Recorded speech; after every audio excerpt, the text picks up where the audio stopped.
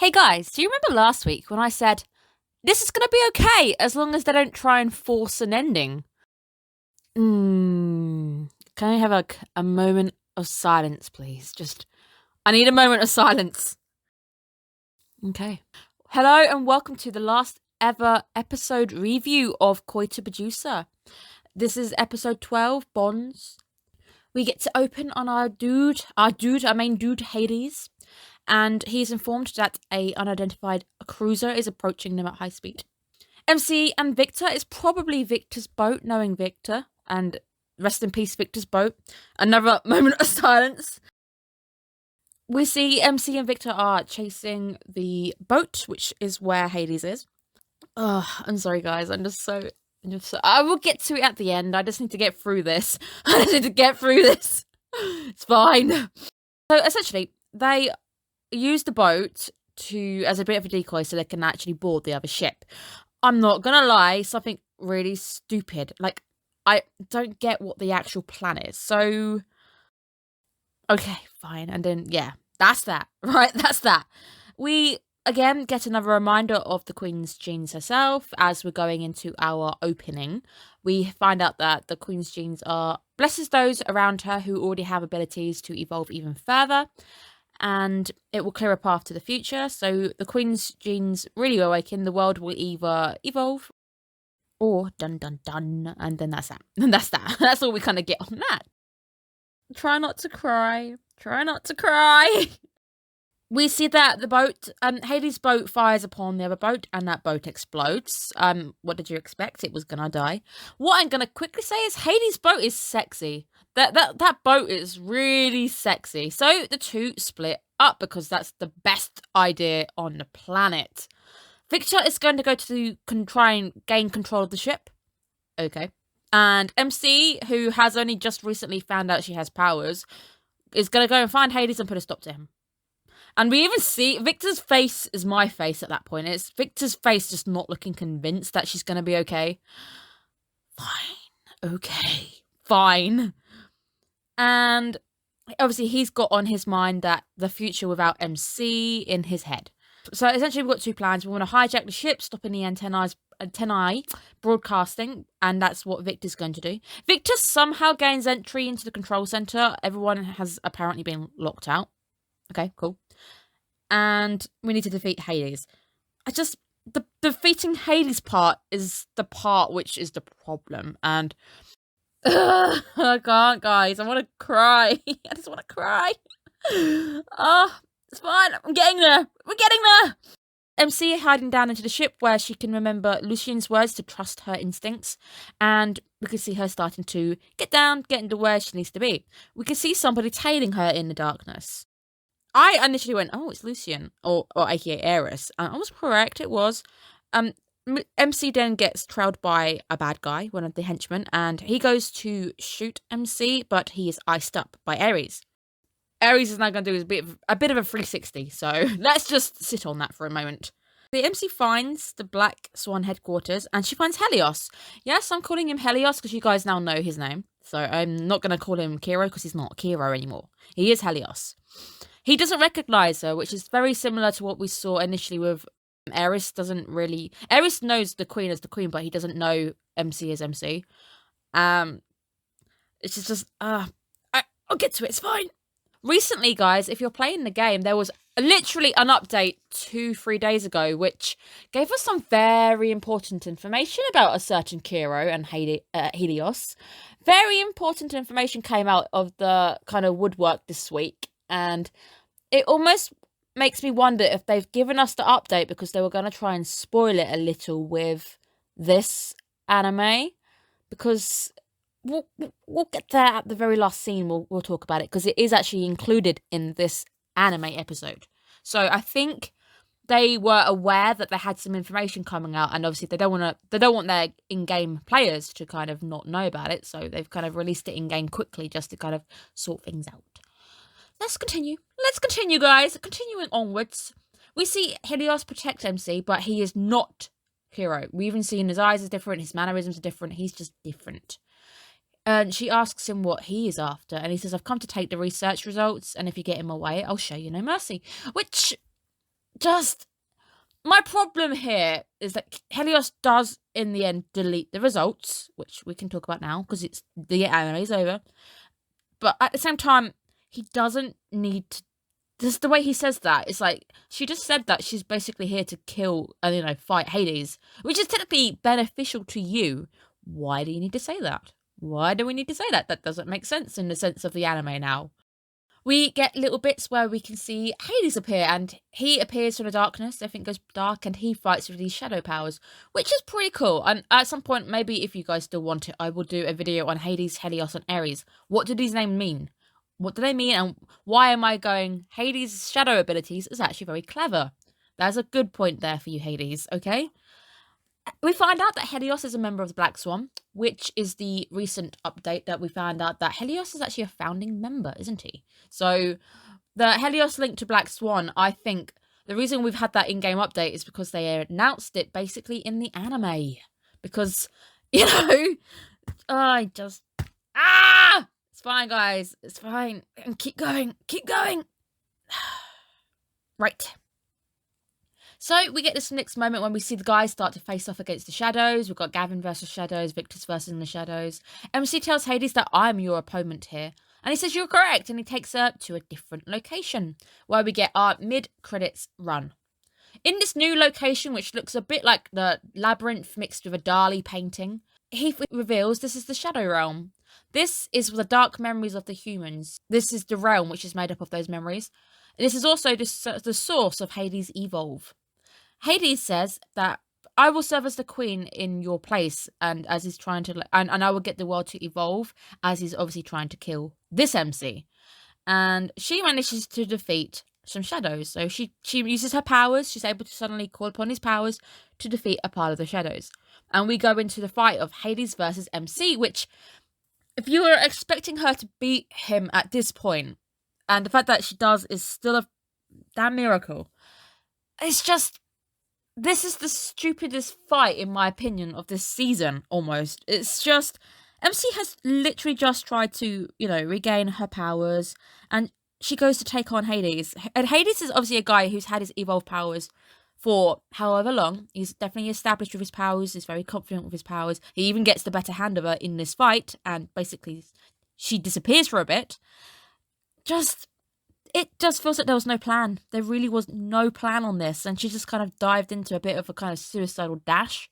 We get a new costume very quickly, a little kind of nod to the costume, which looks gorgeous on Hades. It's black gold, it's military, it's awesome. I like the costume change. His powers as well being purple, I like that, because purple as well, it's a sign of a mystery. Purple's generally just mysterious. Hades' dark powers are mysterious. MC blocks him for a little bit, but we start to see as she takes on his power, she starts to absorb his darkness. As MC is defending against these powers, we get a flash of a certain lady who's been teased in the beginning of the anime for quite some time. So she's here now, guys, but we don't really see her a great deal in this actual anime, which is a little bit of a sin considering how important she is. We see the other MC. We see the Black Queen. We see the other queen. And this startles MC, and she basically kind of gets taken over by the powers. We get a quick shot to Helios fighting the shadows, and he says, I'm out of bullets, so it's getting to the last stand of these guys. Gavin himself, his new powers as well. Note that Gavin's new powers, because obviously he's no longer himself, his powers are dark. They are very dark. His wind powers are really like dark colour. Gavin also, if you did not catch it, he doesn't know MC either. We saw him last episode take on a new body, and we also heard him physically die. He flatlined. The new Gavin does not know MC. He doesn't remember her. He doesn't recognise her. Very similar to everybody else who seems to be turning into their alter egos here. The Gavin thing bugged me, but we'll get to it. Victor, we see taking on his last stand as well. We then see a little bit of symbolism for this final episode. We can see some trampled flowers, which have been trampled by the ghosts, these spooky shadow figure things. And we hear from Ares, trampling beautiful things goes far beyond bad manners. Trampled flowers, because at this point we've seen MC basically getting defeated. Innocence defeated, flowers as well, that everything's being crushed, things are coming to an end, everything's coming to a stop, things are getting destroyed. It's just essential symbolism for what is essentially going on in the ship at this moment in time. That's what that is. Don't need to go into the flowers too much. We already saw the snowdrops being killed. That was the death of innocence, because snowdrops are innocent. After this kind of fight, MC is no longer her same kind of thing. So a bit of symbolism, which is quite fun to kind of pick on quickly. We see MC on the ground, and she doesn't know what she just saw. So Hades then says that he knows who she is. And he reveals that this is the true queen. This is the Black Queen. And we get this kind of picture of her surrounded by the red flowers, which we've seen Hades supporting quite a bit. And I even said I'm not quite sure about the red roses. That's apparently the Black Queen's kind of thing. I mean, I get the fact that in the Alice in Wonderland stories, the Red Queen paints the white roses red. Whether that's a little hint at that, perhaps. But bear in mind, the flowers don't fit because red roses are true love. So I really doubt that Hades loves the Black Queen, and she definitely doesn't love him. Just a bit of an odd choice for that colour. I've always had a bit of a problem with the choice of flower there. MC is now defeated at the hands of Hades. She takes on too much of the shadows. And Hades says that the true queen will grant him the power to rule over all other evolves, as he's under her protection. And it's goodbye MC for a little bit. The screen goes white, and we see MC floating in the void. And at her last thoughts, obviously, she sees her dad. We haven't seen Dad for a while, so it's nice to see Daddy-O back. And he tells her that you always decide to follow through everything you decide to do, so you never give up. So once she decides to do something, she will do it. And she says, I'm going to make a super awesome show and make everybody smile. And Dad says, I know you can do it because you're my daughter and I am proud of you. And then 4 colours appear. And we'll go into a little bit of breakdown of these colours quickly because I can, and I'm angry, and I'm going to try and go into something good here. The 4 colours appear. Purple. In-game, Lucian is purple. Lucian has always been purple. And why? Because purple is the colour of mystery. And Lucian has always been a character of mystery. As much as I don't like Lucian, I've never liked Lucian in the game. In the anime, I think they've tried to redeem him, but I think it's too little too late kind of thing in the anime. Lucian is purple, and we can hear him call her silly. He says, was that resolve I saw, was that something like that could be crushed so easily by this? And then it cuts to blue. Blue is Gavin. Gavin has always been blue. He is calm, he's chilled, he's calculated. It takes a lot to see Gavin lose his cool. And we haven't seen it in the anime. We haven't really seen him lose his cool in the game, to be fair, either. Gavin is always blue. He's always been that colour blue for me. He says, I will protect the world which you return to. You must follow the path that you believe in. Yellow appears, which is our Kiro. Yellow is a childish colour, which always fits Kiro. He's very happy. He's very poppy. He has blonde hair, sure, but yellow is a very beautiful, innocent, childish colour, which is Kiro. He's the most fun out of all of them. The people who tend to like Kiro tend to like boys who are a bit more fun, a bit more cool. He reminds me very much of a mix between Zen and 707 a little bit from Mystic Messenger. He's got those traits, which is quite nice. And we get that famous line, you can do it, Potato Chip Princess. And one day I'll be back, I promise. In the future, when all of this has ended, we will meet up again. Red appears, which is my beautiful boy, my Victor. I love you, Victor. And I am very angry at the end. I'm going to mention it when we get there, because they kind of shaft Victor a little bit, and it pees me off. Red is Victor in the game. Red for passion, red for kind of danger as well, because he is your boss. And we've got a thing coming up, which is why there's a little bit of a danger element to him. But red is a passionate colour, a fiery colour. Victor himself is fiery. Victor as well being a bit of a go-getter. He comes as a double-edged sword. Whenever you deal with him, you do get a lot of sarcasm to deal with. But I've been dealing with the guy for nearly 3 years. I'm used to it. And at the same time, he was always the person I just kind of was drawn to. He says, how long do you plan on being half asleep? I gambled everything on your future. Show me the world that you can create. And the colour orbs go within her, and we get her creating a white beam, which is quite cool because every time you see white light is a mixture of every colour of the rainbow. All 7 colours make white, which is nice. Although there's not 7 in this, thank God, because it would bog the plot down too much. This beam reaches all of them. We see every single one of them, and then Hades' realm starts to crumble, and a beautiful white orb appears, and the MC appears in a white dress. I do like the white dress. But then these pink crystals appear around her, like wings. I don't like the pink crystals. That's a new thing. I don't get that. We can see that Helios is starting. He orders the shadows to disappear. Because as she's now there, she's empowered everybody now who's been touched by the white light. You see they're all glowing.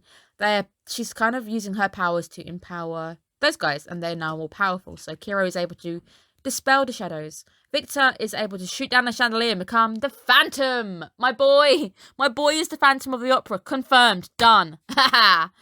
We see Gavin destroying the control center, and then we can see Lucian. We kind of got like ice on his shoulder, but we just kind of get a picture of Lucian, and that's that.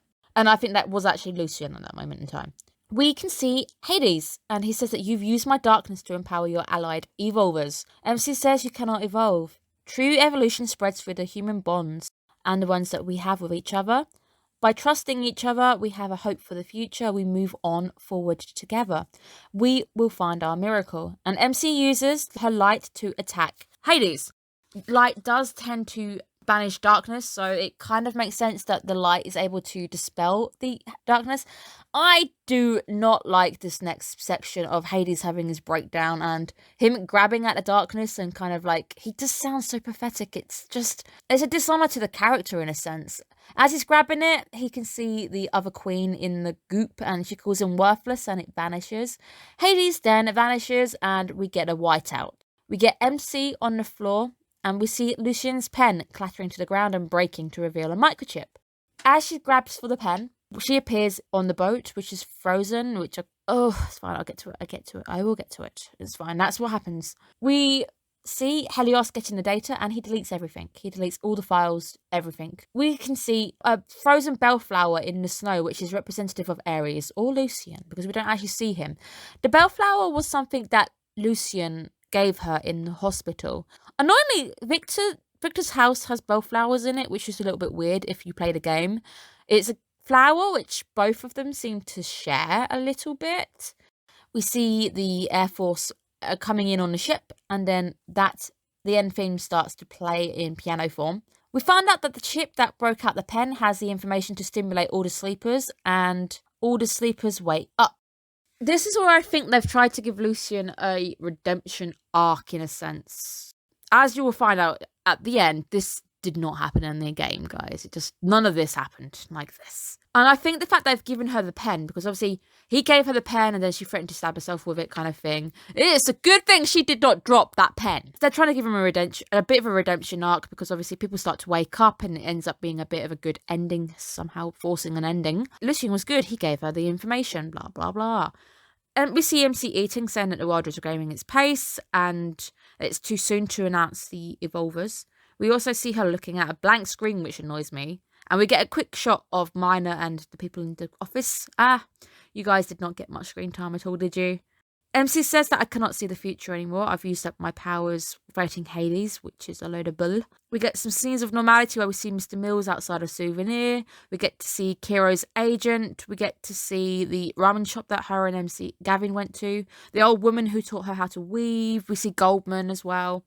We then cut to Gavin in his evil form, which I feel like Gavin was also shafted in this, okay? Gavin has left the task force to join a military group, which is commanded by his abusive dad, to continue hunting Black Swan. And he says, I'll protect everything, the world. I hate this so much with a passion. I really hate that. Because what was the point of Gavin's growth? Because he's joined it, owned by his dad. And obviously his dad blamed him from his mum's death and all of this lot. And obviously Gavin doesn't know her anymore. And he's in this form. I'm sorry to all the Gavin fans out there, because Gavin's ending in this anime was shafted. It really got wrecked. Ares comes off a bit better. Lucian kind of got a bit of a redemption arc in a sense. And we see him somewhere oriental. He's gone and vanished, and he's now holding her charm. He says that we're going to keep moving forward, but we should change our approach. we will try and find a different method which does not rely on unstable factors such as the Queen. So Lucian himself, his ending is a bit of a redemption arc. We see that he has learnt, he has changed, he's going to change his approach. He has learnt something from everything, and her, because obviously she taught him when we were talking about the initial story with the painter. You need to change your approach, you need to change your view, your perspective, and that's what we've got. Lucian ending, okay. So congratulations, Lucian fans, you got an okay ending there. Helios is a ending which, this would have been a spoiler to everybody if they hadn't released the update in the game. Helios says, I'm going to protect the world through darkness, and I will immerse myself within the darkness. And we see him at the Black Swan headquarters. I'm going to gain control over everything here, and then I will return because I promised. The Helios stuff is a bit hit and miss because, yes, we found out this information about him in the game, which came out this very week, about him and Black Swan. At the same time, it just, I don't know. I mean, it's not as bad ending as Gavin's. Gavin's was the worst shafting, I think. Victor's, oh no, wait, I lied. Victor's is the worst. The worst bit with Victor coming up. Gavin, so if I had to rank them, I think Lucian got the best ending. Helios got the second best ending. Gavin, they just shafted you. And Victor, oh my precious baby, what did they do to you? He says this is not over. This is just the beginning. And we see a picture of the Black's Queen. And then we get the biggest spoiler of the lot. We get a spoiler for the next section of the game, which we're not... Well, what's the point? Because this anime is not going to get a second sequel. So it just comes across as almost confusing to the guys who don't know nothing. And it just pees off everybody in the game who... It pees off me as a Victor supporter because this moment in the game actually destroyed me. We see a picture of Victor killing MC. From an anime point of view, it makes no sense. And obviously you guys think that a sequel's coming. I really hope they do not greenlight a sequel. It doesn't need it. You've ruined it anyway. At the same time, me seeing that just annoys me because the way you've chosen to end, you did not need to show that. You didn't need to show that. It upset me in the game. I think I spent the entire day that happened crying my eyes out and being quite mopey because for me, I've had like 3 years building up and I finally see this moment. And it's not what you guys are thinking. And hopefully if you've like kind of paused, you can see he's actually crying whilst doing it. It tore him apart to do that. I think he got shafted the most out the end and it really hacks me off. We get the very end credit we get, which really annoys me, is the Black Queen, her face, and she just giggles. And that is it. That is the end of the anime, and thank God for that. Let's discuss the anime as a whole because we are here. I ranked it 5 out of 10 in the end because I couldn't give it anything higher, but at the same time, because it's still a game I truly love, I can't rank it any lower. The first few episodes of this anime were good, and I'm not going to lie, I really enjoyed the first few episodes. It was, I think as well, part of it was hype. Seeing something I loved that I've played for many, many years, seeing it turned into an anime. You know, half the time you play a game, you play an online otome game, you don't expect to ever see an anime made out of it.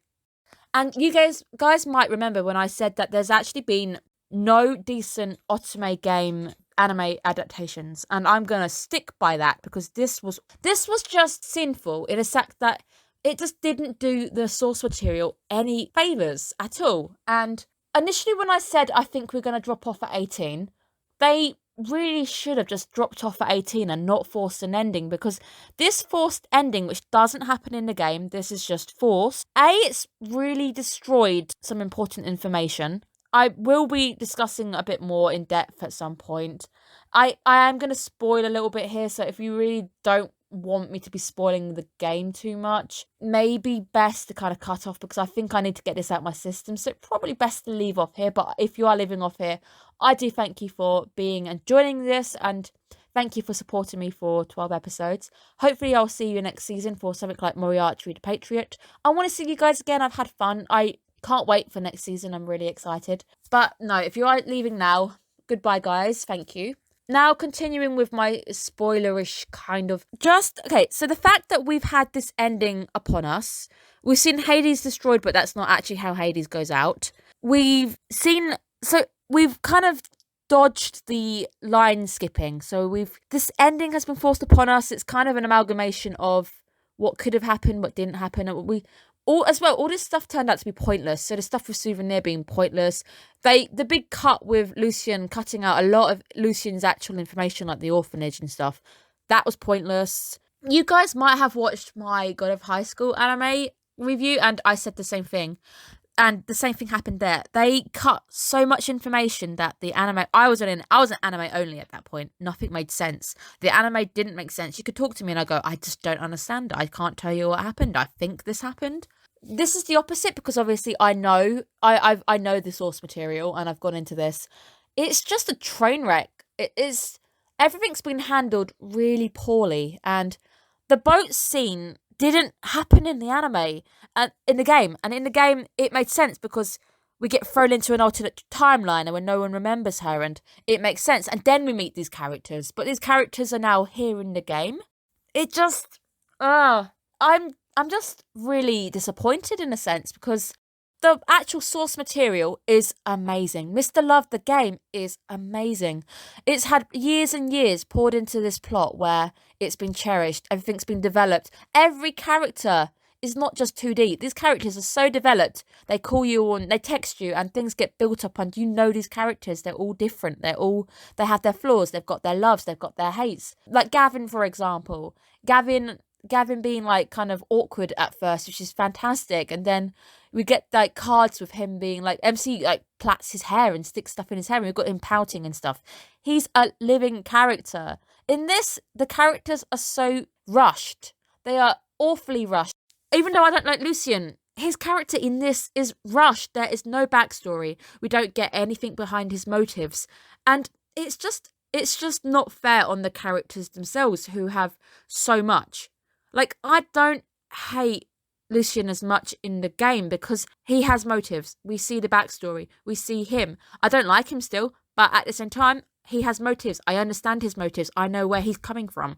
In this, do you guys really understand what he was gaining from any of it? Do you guys really... Does it make any sense? Because to me, it didn't make sense. He was there, then he wasn't, then he throws a guy in the back, but Ares says, don't cross me next time, kind of thing. What's the point of doing that? But then he gave her the chip anyway. If you were just gonna do that, there was literally no point having Ares on the other side in the anime, because he didn't really do anything. You didn't really gain anything having him on the other side. Ending was just a mess. I think this ending was the worst episode we've had, because it started with this really quick kind of boat scene, which I don't even think happened initially anyway. I think it's an amalgamation of what happens right at the end of the game, and then we've got this very quick moment when they kind of fighting and then they're not, and I don't remember them all being at the same place at once. I don't think there's ever been a time when they're all kind of in the same place at once. And then Hades as a villain in the anime is so weak, and it just flops. It's awful. And his ending of him like kind of sniveling, going, no, I'm losing my black stuff, no, why? Hades in the actual game was mysterious. He had, and we didn't spoil it. Like I said, I think you guys remember me going, why are they showing Hades this bloody early on? They showed him in like episode 4, 5 kind of thing, and it was too early. He was way too early. If you guys know me by this point, I've been screaming it enough. I like a good, well-written anime villain. I like a good villain. And in the game, Hades is a very interesting character, and his work with the Black Queen is very interesting. And the fact that you see her for 2 shots in this entire... You don't even get a clear picture of her, and you know it's her, but at the same time, you've been spoiling her from day one by putting her in the credits themselves. We've had the Black Queen dancing full on in the actual credits, and all you gave us in this kind of episode was 2 flashes of her. It's not doing her any favours. It really isn't. I could go on forever. I think I need to think, because I've just done this straight from watching it. I think I need to cool down a little bit. And thankfully, if you guys are still listening, I will have to announce quickly on like posts to the guys who just kind of left. If you did leave, I'm sorry. I will be doing, hopefully now, a live stream this Saturday with some other fellow magnificent Koi to Producer YouTubers, or Mr. Love YouTubers. It will be going up at a really weird time, but never fear, my fans. It should hopefully be recorded and go up as a video, I think. I will have to investigate that, or at least get the footage from another YouTuber and just kind of stick it up. We're going to be discussing the anime as a whole. We're going to discuss our final thoughts on this actual episode. It will give me a chance to go cool down down, rethink about a few things, and hopefully by that point I can give a bit more of a not so angry react. So again, to thank everybody now, thank you so much for listening. Thank you for sharing, and liking. You guys really have been actually amazing on that. And it is because obviously I'm at 108 viewers, and it's a little disheartening at times, just kind of going, what am I doing this for? I really want to, I want to discuss more. I want to do more kind of thing. But when you guys were liking, it really did make me feel great, because you guys were appreciating the videos I was doing, and the content was being used and informative. I really hope that I especially keep you lot, you guys, my listeners right now. I want to really hope that you guys follow me to next season. If you don't know already, I have a video telling you what I'm going to be reviewing live in YouTube video form next season, which is coming up in like 2 days now. We're really close to the new season. I will be adding Golden Kamui to it, because I fell in love with the 2 seasons I quickly bust through.